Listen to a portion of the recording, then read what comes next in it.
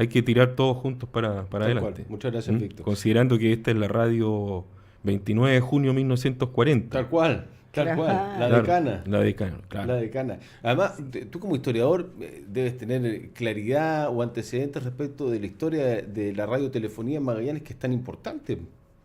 Es fundamental para Bueno, se han obvio, escrito, para las comunicaciones, pero para el desarrollo de los pueblos también los medios de comunicación son fundamentales. se escribieron algunos textos señeros acá en Magallanes, uno de Nelson Toledo, periodista de la Sí, prensa de la austral, prensa. del mismo Juan Miranda también Tal tiene, cual, tiene un claro. trabajo más que interesante sobre el tema de la historia de la noticia. de la historia de la noticia. Bueno, y Radio Polar surge en esa época, 1940, cuando ya existía antes la radio La Voz del Sur. Ajá. 1935 se funda La Voz del Sur. La Radio Austral, Tal cual. 1932, que tuvo mucho que ver con lo que fue el movimiento de la Legión Cívica, ¿Ya? la antigua Legión Cívica, Sí. origen del Partido Regionalista de Magallanes. Exactamente, tal cual. Los 27 históricos y todo Claro, eso, ¿no? Claro. sí. Y antes de eso existió la Radio Magallanes. Radio Magallanes, fundada en 1927, si no me equivoco, por un comerciante o un aficionado a la radiotelefonía, como dices tú, es un español llamado Ramón Verde. Ya, Verde, un apellido judío. ya. Ramón Verde, que fue algo como bien experimental, pero eso significó de que esa radio se convirtiera en una de las primeras de Chile. Ya. O sea, Magallanes siempre ha estado a la vanguardia de Sí, muchas en muchas innovaciones cosas, pues. tecnológicas, Sí. con el propósito, ¿no es cierto?, de salir del aislamiento geográfico, humano que tenemos, económico. Además, la radio Magallanes se hace aún más trascendente y conocida después del último discurso de Salvador Allende, porque hay muchos que no debiesen acordar ni tener idea de lo que tú nos estás contando, que es historia, el año de su fundación y todo lo demás, pero cómo va creciendo, Claro, pero es pues, a través de la radio donde se escucha el Pero último la radio discurso, ¿no? Magallanes era nuestra. No tenía nada que ver con la radio de Allende ni de la UP. Ujú. Porque esa radio Magallanes, que yo te hablo desde 1927, fenece por ahí por 1940, la década del 40. Ah, ok. Y después acá en Punta Arenas surgió un fenómeno que yo considero maravilloso, que es digno de un proyecto, lo hemos planteado varias veces, la radio militar. Ya. La radio ejército, que se llamó, Ya. después conocida como Radio Militar Austral, y ahí es donde aparece una figura extraordinaria como fue el general Ramón Cañas Montalva. Ese es un militar, de los grandes militares que hubo no solo acá en Magallanes, en Chile. Yo creo que una figura continental, Ramón Cañas Montalva.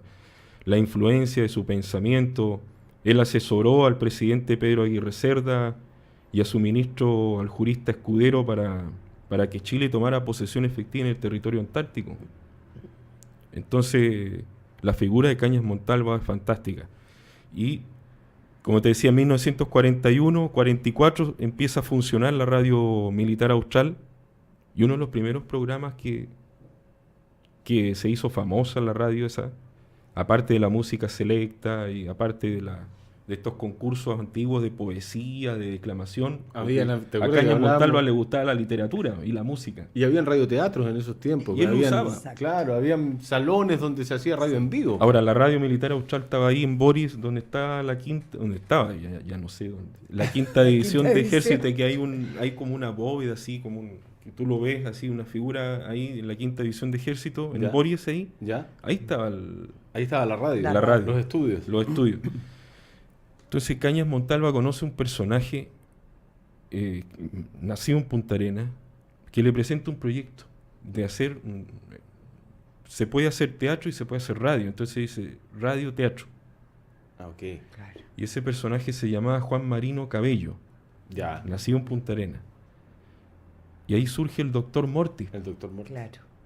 Juan Marino Cabello. El siniestro doctor Mortis surge en la radio militar austral con el apoyo de Cañas Montalva. Eso no lo sabía, que había nacido en la que radio había militar nacido austral. acá, o sea, todos sabíamos que había nacido Sí, acá, claro. teníamos los antecedentes. Y Cañas Montalva fue... Pero que Cañas Montalva, sí. y que además el primer programa, Sí. o como inicia, es en la radio militar austral. Sí, No. sí. Y de ahí salta al norte del país. Después vino todas las publicaciones que se hicieron en revistas. Yo compré la colección Completa.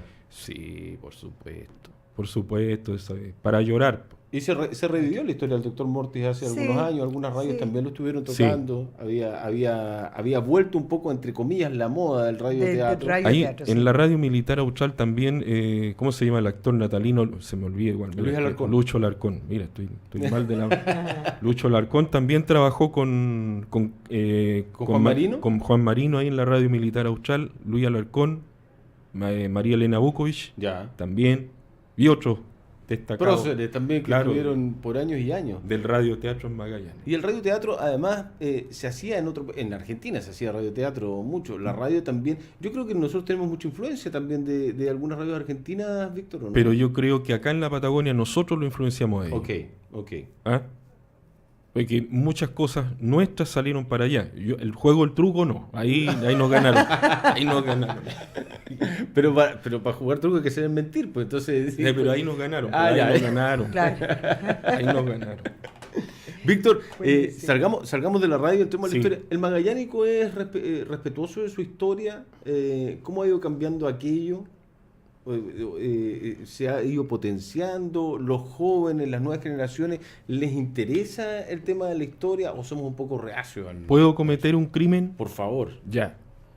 Se lo he dicho incluso a algunas autoridades de todos los tintes políticos. En eso me llevo con amigos de derecha o centro derecha, como quieran llamarlo ahora, como amigos de centro y centro izquierdo y de izquierda a izquierda. Entonces mi posición, yo ahí voy a hablar y ahora también de mi posición muy personal. Yo creo que, yo no sé si existe un discurso elaborado por parte de la gente de la antigua Concertación de creer o de hacer creer que la historia de Chile comienza en 1990. Ya. No es así. No es así. O sea, llegamos en 1990 para adelante, entonces tú empiezas a recordar de 1980 o 1977. No, que claro, te empiezas a recordar, pero lo malo, ¿no es cierto? Lo malo que pasó porque había una dictadura. O siempre colocas primero la dictadura y después lo negativo durante esos años. ¿Te fijas? Y por otro lado también está la gente del otro sector, de la centro derecha, que tiene también la tendencia a crear el concepto como que la historia de Chile partió el 11 de septiembre de 1973. Ninguno de los dos están los... Ninguno, no. Porque, mira, me pasó con el tema del libro El Barrio 18. Entonces, la epopeya del Barrio 18. Entonces todos decían, no, que ese es el territorio de Juan Morano. No, que ese es el territorio de Carlos González Yáñez, hablando como de la prehistoria política.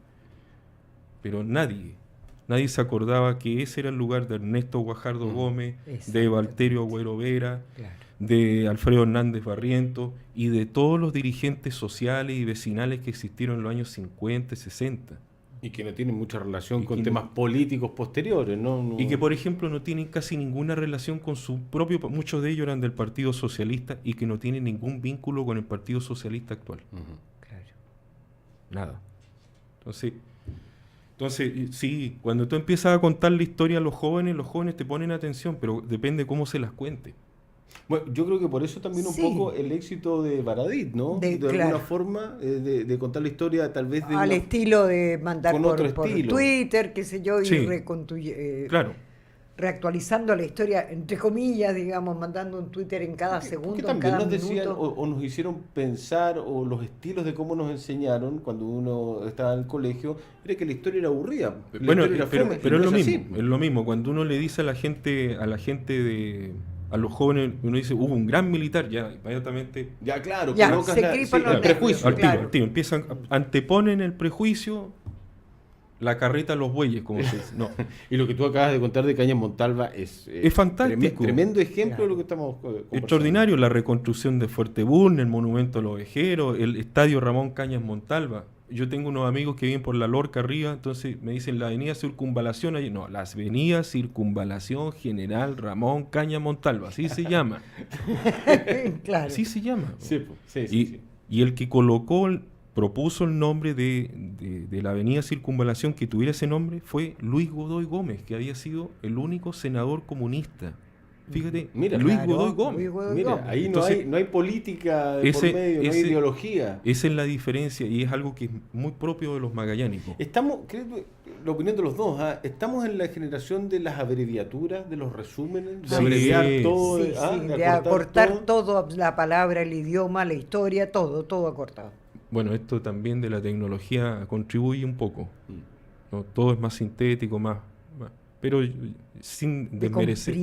De comprimir. Pero sin desmerecer eso, yo creo que lo central no se puede perder. Tú en filosofía aprendes de que tú tienes que ir a la esencia de las cosas. Eso es lo primero. Después tú vas haciendo se va desgranando vas fragmentando y armando tu camino, tu ruta, pero a partir de la esencia. La esencia, la base de las cosas. Si algo parte mal, no puede terminar bien. Es como una regla de vida. Eso. Obvio. Sí. Ahora, ¿para dónde va la historia? Eso uno nunca lo sabrá, seguramente. Siempre se dice, la historia contará lo que está sucediendo o lo que ha sucedido. La historia dirá, la verdad. Muchas autoridades, muchos gobernantes lo han dicho, ¿cierto? Sí. Porque finalmente el presente es de muchas pasiones también, de interpretaciones, dependiendo de los sectores, lo que acabas de decir tú, Víctor. ¿A dónde estamos? ¿En qué minuto de la historia estamos, según tu perspectiva? A nivel local, en Magallanes, y a nivel, ya saliendo un poco de nuestra frontera. Te lo voy a hablar como la experiencia de los encuentros de escritores que me tocó vivir el año pasado, que lo estoy visualizando a lo mejor como un posible proyecto para este año. Me sorprendió la cantidad de material bibliográfico que se está escribiendo en otros lugares del país, específicamente de Valdivia hasta acá, la Patagonia, sobre Magallanes. Y tenemos un nervio, un eje común, que es la problemática de la migración. En este caso, cuando tú lo escribes de fuera, la migración chilota, ¿no es cierto? Hay mucho trabajo que se está haciendo que nosotros desconocemos. Nosotros los magallánicos. Se escribe mucho de nosotros mismos y no sabemos. Por ejemplo, tú vas acá a Colón, donde está la Plaza de los Derechos Humanos, frente a la sede del museo del futuro museo de los derechos humanos. Entonces ahí hay una lápida sobre José Gregorio Liendo, entre otros de los detenidos desaparecidos o ejecutados políticos. ¿Qué tiene que ver José Gregorio Liendo, el comandante Pepe, con Punta Arenas, te preguntas tú? Claro. Bueno, fallece el 4 de octubre de 1973. Pero no fallece acá. Fallece en la zona, en el Tume. Es uno de los guerrilleros que intentó ser como el Che Guevara chileno. Pero él era magallánico. Nacido y criado en el barrio Prat. Mira. Y hay académicos de la Universidad Austral de Valdivia que están publicando libros que son, no te voy a decir bestseller, pero que son de estudio, porque han recuperado la memoria de el comandante Pepe. José Gregorio Liendo. Tú le preguntas a la gente quién fue. No tiene idea. Fija. O sea, claro. Nos están investigando, nos están estudiando más los otros, desde los fuera. Que no vienen acá, claro. que nosotros somos mismos. mucho más interesantes afuera que acá. ¿Y por qué pasa eso? ¿Por qué tenemos esta sociedad tan... Otro ejemplo. Encuentro de escritores allá en Ancud, Chiloé. 7º seminario organizado por el Museo de Ancud. Bueno, hay toda una publicaciones que se hacen allá. Acá tú sabes, en el sector alto de la ciudad, a propósito del barrio 18, está la devoción del Jesús Nazareno. Que eso es una devoción chilota, una práctica de Chiloé, ¿no es cierto? Que salió de Chiloé, llega con ellos acá. Lo que es la fiesta del Nazareno de Caguach allá, que tiene 230, 240 años, ya. Pero otra vez, la esencia, ¿dónde? Hay un sacerdote llamado Hilario Martínez, que es un sacerdote español. Él es el que lleva la imagen del Nazareno y la coloca allá en Caguach. Y después viene todo el proceso religioso. Entonces, hay libros que se están leyendo, que se han hecho sobre la vida de Hilario Martínez. Bueno, acá deberíamos saber quién es Hilario Martínez. Tú preguntas arriba, ¿qué es lo que está pasando? No, es que yo vengo de allá, soy descendiente directo de Chaulinec. soy de ya, perfecto. Pero tú sabes que eso hay una conexión entre lo que tienes tú acá y lo que está allá. Entonces, allá ya lo tienen claro. Entonces, aquí es donde va tu pregunta. Llegamos acá, entonces, no, es que yo soy magallánico. Me auto... O sea, es muy bonito decir, yo soy independiente, la República Autónoma, yo soy aquí, soy allá. Pero ¿eso qué significa? ¿Que vamos a estar solos? ¿Para siempre? No. ¿Para siempre? ¿Solo independiente del resto del mundo? No quiero nada acá. La historia te enseña lo siguiente. Magallanes, lo hablamos al principio, estamos tan aislados, la geografía, el desarrollo económico, en fin.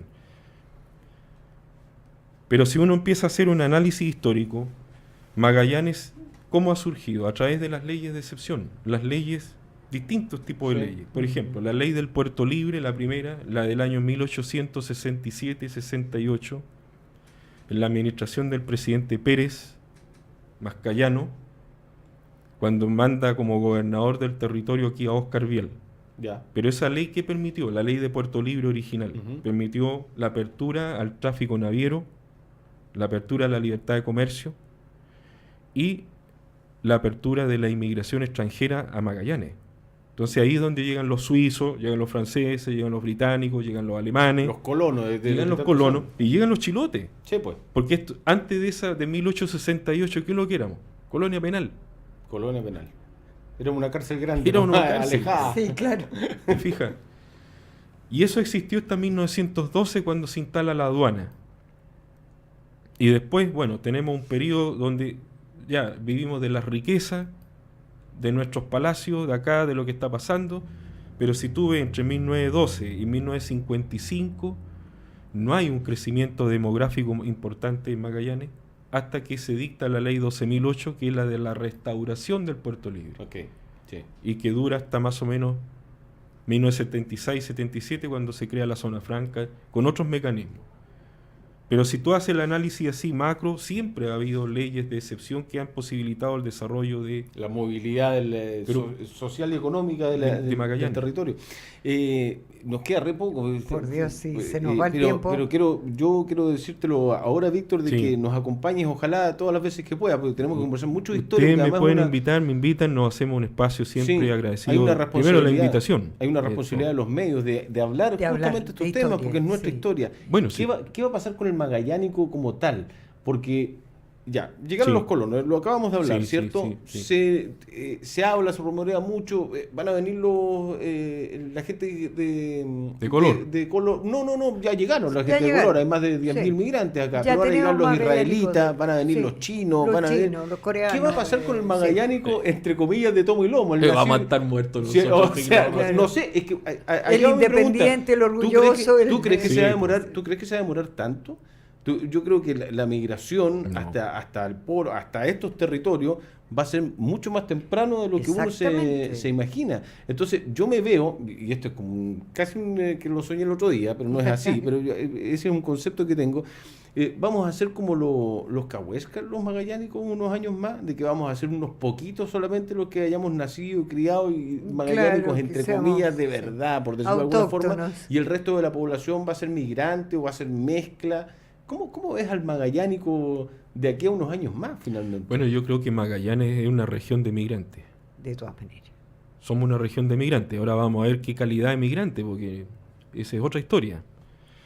Yo me acuerdo que con mi papá teníamos un montón de problemas, que yo le decía esto y mi viejo casi me pegaba. Hasta hace poco, porque mi viejo todo lo malo se lo achacaba a la gente del norte. Ya, la gente mala del norte. Todo lo malo. Dicho tan nuestro. Ese muletillo. Mi viejo, el típico viejo puntarenense, nacido y criado en Punta Arenas, a la antigua, enchapado a la antigua, que su Punta Arenas era la calle Boria, está en la calle Centeno, y todo bonito, donde no había un papel botado en el suelo, y no se creció así igual. Claro, pues. Se terminó. Eso es historia. Ya no va a volver a ser así. Claro, pero que ahí donde nosotros tenemos que aceptar de que somos una colonia de migrantes. Entonces cuando decimos, también fuimos una colonia penal, y yo lo dije en Chiloé en la presentación de uno de los libros, los chilotes de repente, ustedes fueron también colonia penal, no son tan soberbios como aparece. Tienen pasado. Claro, tienen su pasado. Entonces, sí, yo creo que, pero en esto Yo creo que hay que estar alerta, yo creo que hay que endurecer ciertas políticas legales. Yo no sé por qué, es una pregunta que yo he hecho siempre, ¿por qué a la gente que tiene deudas con la justicia o que tiene problemas por el estilo, los dejan que lleguen a Punta Arenas? ¿No se los puede detener en la frontera? ¿Por qué no? ¿Ah? ¿Por qué tenemos que esperar que vengan a delinquir acá? Si ya tienen deuda, arrastran, los están siguiendo. Entonces tú te preguntas un montón de cosas. Víctor, ¿la otra semana? ¿Sábado? ¿Agendamos? ¿Sábado te sirve? O la otra semana. Lo vemos.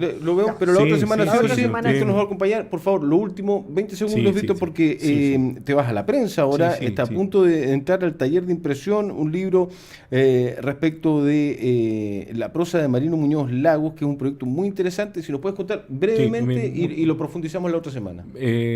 Siempre se ha escrito y se ha hablado mucho sobre la poesía de Marino, en desmedro de su calidad como cronista. Estábamos hablando fuera de cámara, 70 años escribiendo en la prensa de forma ininterrumpida. Era el cronista hasta el 14 de abril del año pasado más antiguo que iba quedando en Chile. Eso ameritaba un trabajo especial. Lo empezaba a hacer cuando fallece. Entonces, ahí hubo una readecuación del proyecto que consiste ahora en hacer una selección desde su primera hasta la última crónica, de un total de 2.500 y tantas crónicas.